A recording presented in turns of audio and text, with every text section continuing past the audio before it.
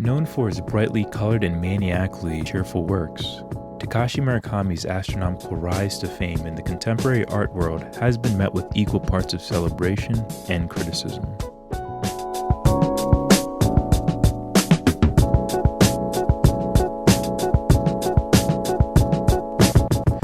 Murakami merges Japanese pop culture references with the country's rich artistic legacy, effectively obliterating any distinction between commodity and high art.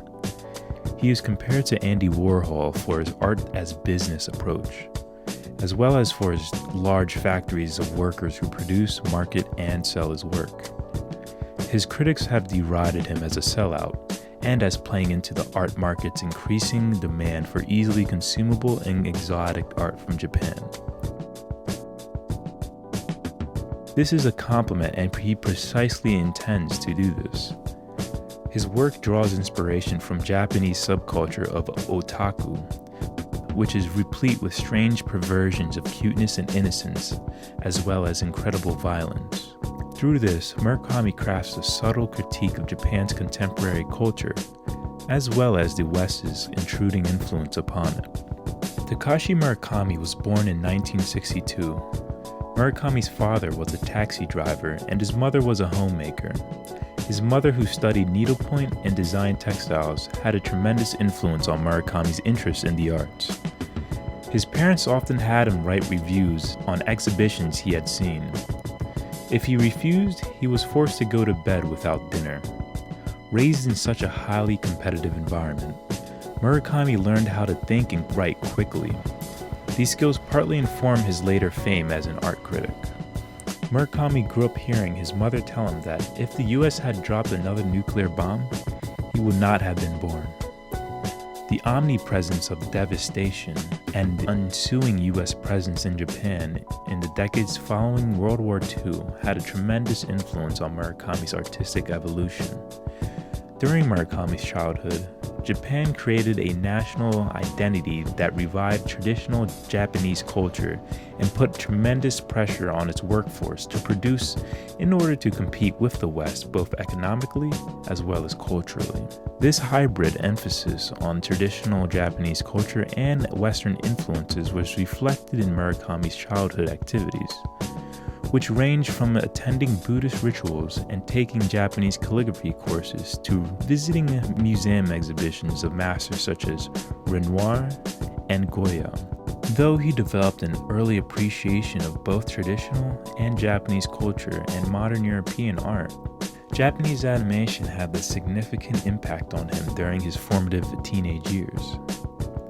This explains why a majority of his works are dedicated to the otaku audience, a subculture obsessed with apocalyptic and fetishistic imagery. Initially interested in studying background art for animations, in 1980 Murakami enrolled in Tokyo's National University of Fine Arts and Music, where he stayed on for master's and doctoral degree. While diligently studying the ancient techniques at the university, he also learned animation production outside of school, and continued his knowledge of the contemporary art world through visiting exhibitions and the school's visiting artistic program. In 1984, an inspiring yet infuriating meeting with Joseph Beuys proved to be a turning point in Murakami's artistic career. During an in-class discussion, Beuys ignored several of the students' questions, saying the questions have no meaning. Beuys' dismissive attitude upset Murakami, while the famous artist was in turn frustrated with what he saw as uninformed Japanese art students. As a result, by his 7th year at school, Murakami began to reflect his deeply critical attitudes towards the Western art market.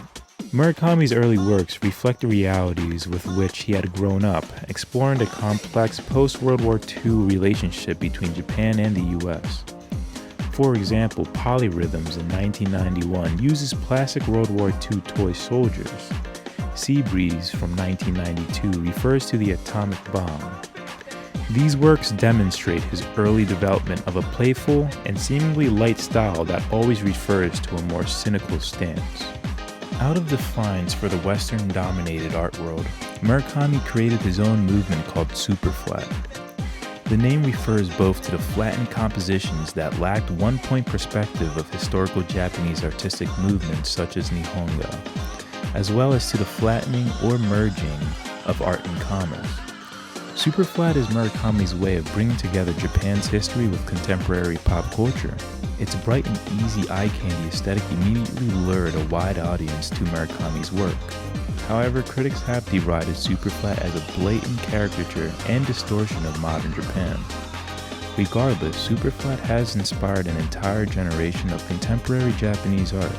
Today, Murakami is more popular than ever. Ever since the founding of the Hiropan factory, Murakami's projects have been more commercially charged and have explored unconventional artistic media, including fashion, music, entertainment, public installations, animations, and films. The shift between roles reveals Murakami's ambition of redefining what postmodern, international artists can be.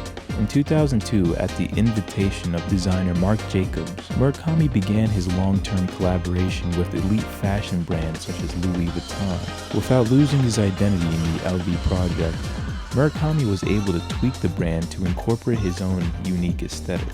For example, he combined LV's monogram with his own signature jellyfish eyes, or overprint the monogram with his cartoon cherries. This collaboration made Murakami widely known for further blurring commercial boundaries, elevated his status to celebrity in his own country, and raised the economic value of his art. His fame in the fashion world swept across the pop music industry as well. In 2007, Murakami designed a dropout bear character for the singer Kanye West. For the singer Kanye West's album Graduation, and directed an animated video for West's song Good Morning. His collectors in the pop music world include South Korean superstar G-Dragon and Pharrell Williams, who also collaborated with Murakami in 2009 and 2014. Murakami later reappropriated these projects by incorporating the identical imagery into his paintings and sculptures meant for prestigious art institutions or influential collectors. Murakami has inspired and personally mentored the next generation of Japanese artists. He named himself as the guru of the Kurita generation, the young adults of Japan's two lost decades of the 1990s and 2000s who grew up in a society in decline. To these followers in Japan, he declared he was on a mission to fool the West and smash the Japanese art system. He was also an active mentor to emerging Japanese artists through employing them at his factories, curating exhibitions of their work, and writing essays that contextualize their work within the legacy of modern Japanese art. Proteges at the KK Kiki Co. include Chiho Eshiumiya. Murakami has lived up to his goal, and Superflat has come to dominate the world's view of Japanese contemporary art.